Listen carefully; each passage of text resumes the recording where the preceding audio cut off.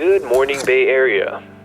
The weather today is slightly gloomy with a low of 48 and a high of 52. Look out for light showers and wet roads on your daily commute.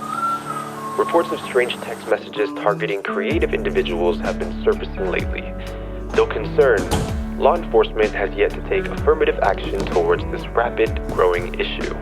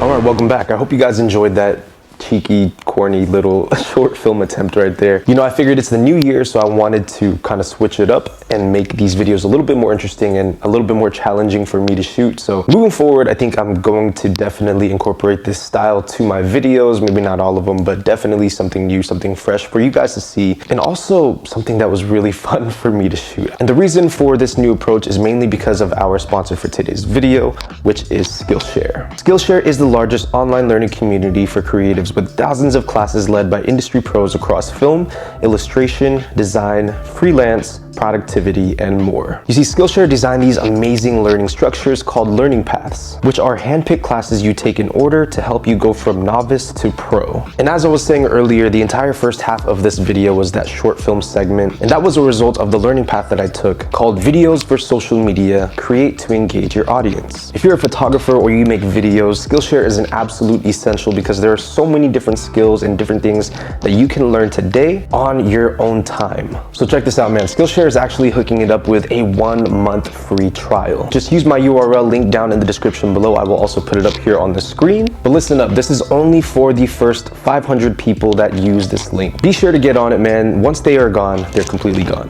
Thank you, Skillshare, for sponsoring today's episode.